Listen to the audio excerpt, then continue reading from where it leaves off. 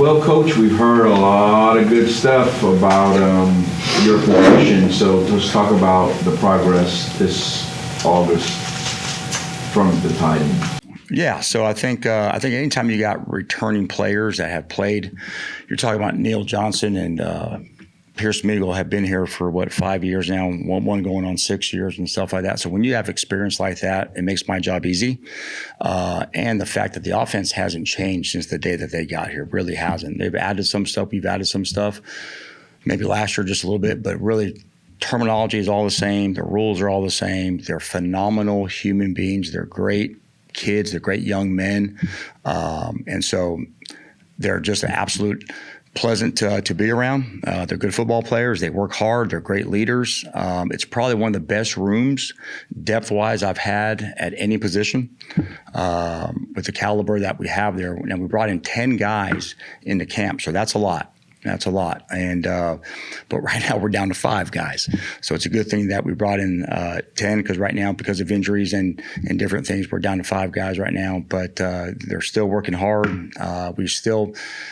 We're thankful that we have at least one more week to go still. There's some things that we got to get cleaned up, just like always, and that'll be the case in week 8, 9, and 10 as well. But I feel really good about where we're at right now.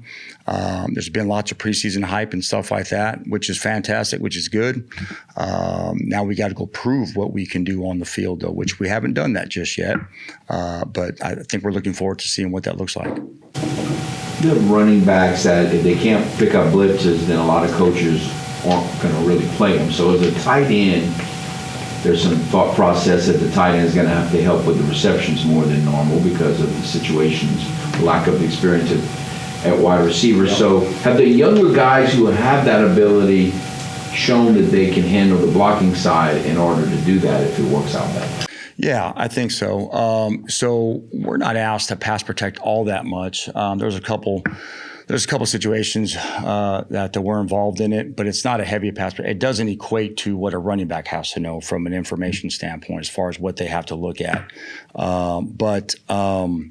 Yeah, so, so we have some really good young receivers also that just haven't they're making a lot of plays right now during spring and during fall camp, but just the same thing, they need to do it during the season as well.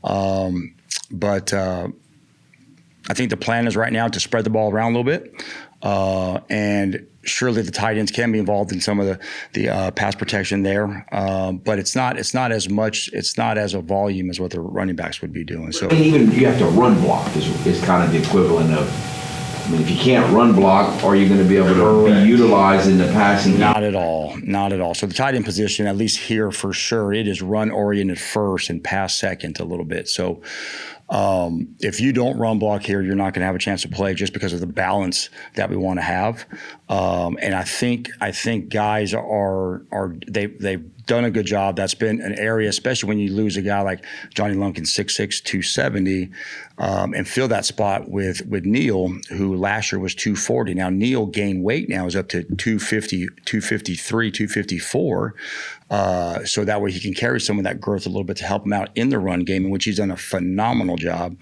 And he's still fast. He can get from point A to point B. He can cut off the C-gap area and now has some weight behind those blocks as well. And has probably advanced his game in the pass game as far as just understanding more route packages, how to set up defenders and how to get open, how to use some escape moves down the field and things like that. So, but yes, overall, as a group, if you don't run block first, you're not going to have a chance.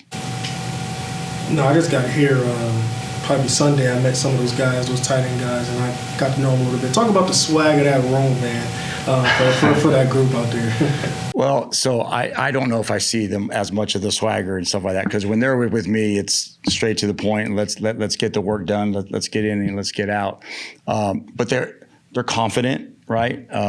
In which they should be. They played in several games. They've been in big moments.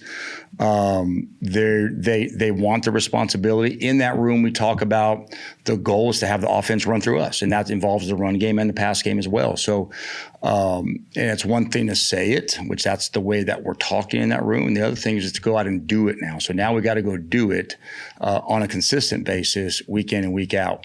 But yes, I think the confidence is very, very high. which equates to swag, right? So it's a good room. They all get along well. They all work hard, which every position coach is going to say the same thing. But I mean it when I say that these guys are driven. They're driven to be the best run blocker that they can be, and also utilize some of the things that they're learning in the pass game as well. Is there a possibility at any point in the year that you and Tim share Terrence a little bit? Because I know from his high school background, he's got experience playing quarterback, playing receiver. Is there any possibility that could come down the line at some point this year? So probably wouldn't have to share him as much as just utilize the same formations that Tim would use with his guys and use it with our guys now. So using 11 personnel sets in 12 personnel packages, and therefore when you have a chance to get the defense into a base look where they're going to take out their nickel defender and bring in a bigger guy to stop the run, and once they do that, you start to spread them out, and they don't have enough calls in their package to be able to account for 4 receiver sets or empty the back out and stuff like that. So I think that's the advantage that you have with one like that, with a Terrence, that he is physical in the run game, but elusive enough in the pass game as well that I think we can hurt you if we take advantage of that. Yeah.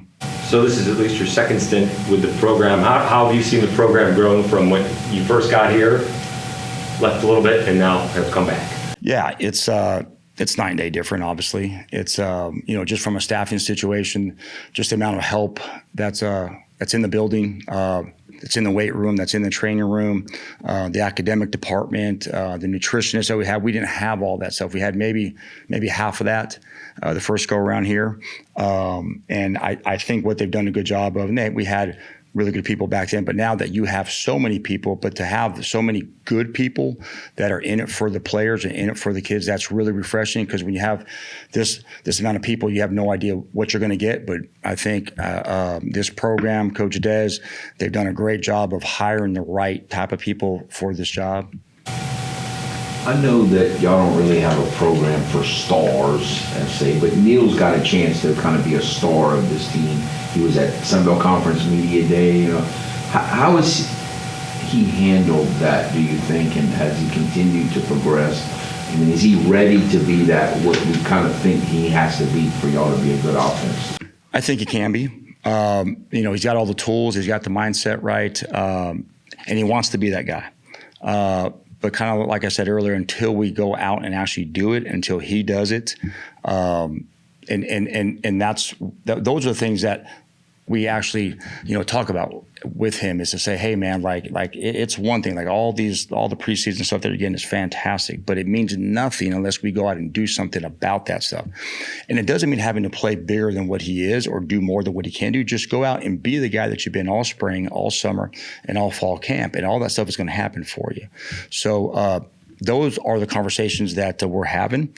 But I'm just as anxious as anyone else. He's anxious as well to actually hit the field and make those plays as well, which he's capable of doing.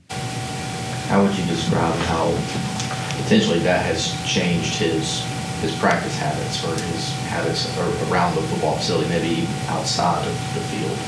So I don't know that because when I got here, Neil loves football. Likes to work, likes to practice, likes to be involved in the meeting, understands everything from the install package, wants to know what the defense is doing. So that part has never changed. The only thing that I've seen different about him has been his leadership skills, as far as being more active there, being more vocal with the offensive unit, with the team, with the younger guys. His work ethic has always been fantastic. He comes in focused. He's ready to go. He practices like a pro, that's his goal, that's his dream. And so just from a leadership standpoint, I think that's where I've seen the biggest step forward. Nothing athletically outside of the weight gain that I just mentioned a little bit ago. But I think he's ready to go. I think we're all ready to go. And I think it'll be fun watching him spread his wings a little bit, because he hasn't had a chance to do that just yet. Pierce got a little more involved in the receiving part of playing his position last year. Seemed like it could be important that he even take that a next step. Do you see that in him? Yeah, so when the ball found Pierce, it literally just found him. It wasn't one of those things that we were scheming him up or anything like that, but he did a great job when the ball showed up. I think he made some critical 4th and shorts or 3rd and shorts, and converted some for first downs and maybe one for a touchdown as well. But if the ball finds him, he's got good hands. He's a solid player, knows this offense more than anybody, probably better than the coaches do even.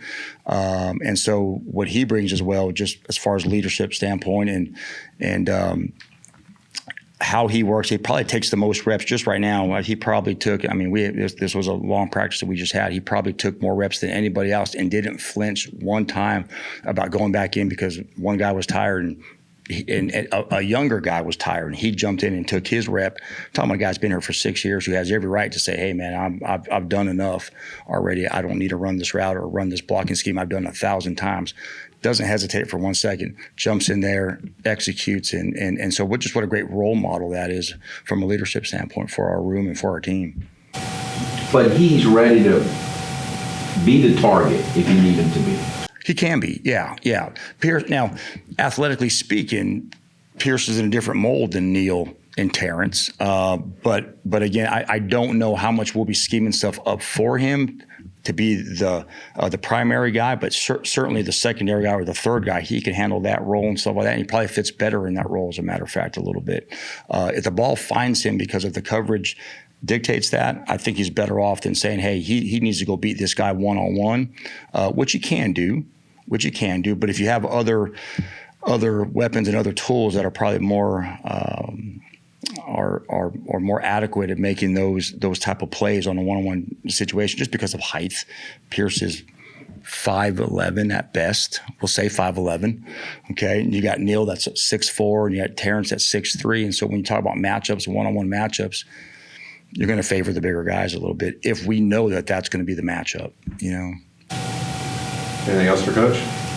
One more. The offensive line seems like it's way ahead of where it was last year at this time. Does that take pressure on y'all, or does it not change the tight end run blocking responsibilities really at all? I think it kind of excites us a little bit more. As a matter of fact, I think we're a better football team right now this year than at any point we were last year.